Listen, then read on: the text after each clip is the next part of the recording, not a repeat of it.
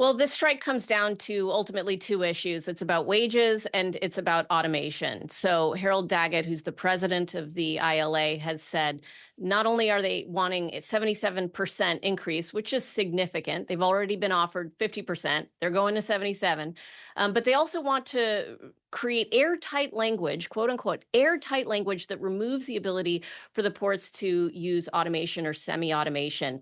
And it's downright archaic what they're asking for. If you want to understand what kind of automation they're saying they refuse to allow, it's not some complicated new fancy AI technology. We're just talking parking gates going up and down. They're not okay with that kind of automation. They're not okay with time card stamping automation. In fact, right now they have people who are employed as schedulers to write down who is there when they arrived and when they left, which allows for inaccuracy in time reporting. So they're really holding the port hostage with these demands. And that is why we're at a standstill. I think we could easily get there at the wages. The ports are doing very well. They have the financial capacity to meet the needs of 77%, but it's really the automation that is the sticking point. Is that just a fear of automation becoming a slippery slope from your understanding? I don't think it's a fear. I think it's a strategy. They have said, quote, I will cripple you, are words that have come from the president of the union's mouth. He is intentionally trying to cripple the American economy in an effort to get what they want and to maintain the job security. And it is downright un-American. I mean, I believe that every industry has the ability to implement basic technology, basic automations in order to advance and progress as a society. And what's interesting here is if you look at what they're doing, they're actually making the argument for why we need these ports to implement automation, because if they were automated, we wouldn't be being held hostage by this union.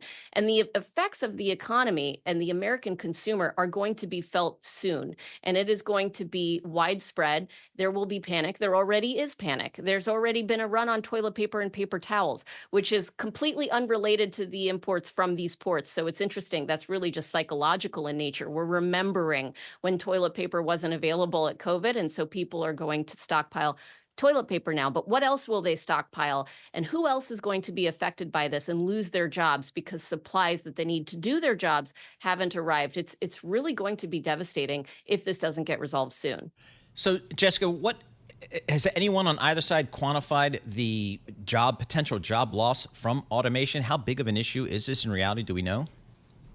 There are a lot of analysts making estimates on the cost that this strike will have, and the ranges are significantly wide. So it's unclear. And the job costs, we can only speak right now philosophically.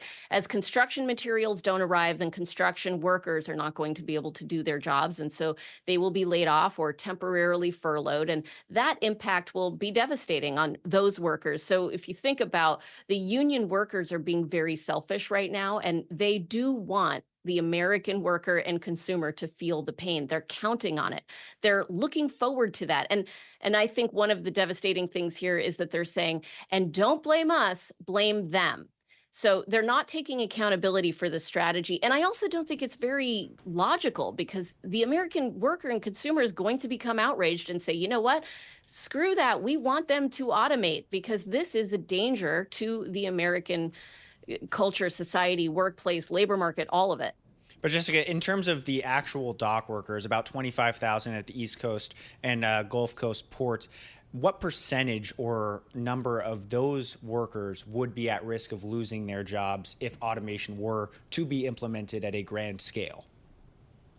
It all depends on what we're talking about with regards to automation. So the schedulers will lose their job if we implement time cards. Right now, there is already some automation. If you think about it, I was listening to an interview with one of the union strikers yesterday, and he said, decades ago, we were literally offloading 125 pounds of sugar with our hands. So that's not happening anymore. That's because of automation, and I'm sure that they celebrate it. So where automation is allowed and where automation isn't allowed is exactly what's under negotiation. There is already in their current contract language that prevents new automation. They're not saying that they're okay with that language, though. They're wanting to go backwards. They're wanting to remove automation that's already been implemented. And so that's really regressive and not progressive at all.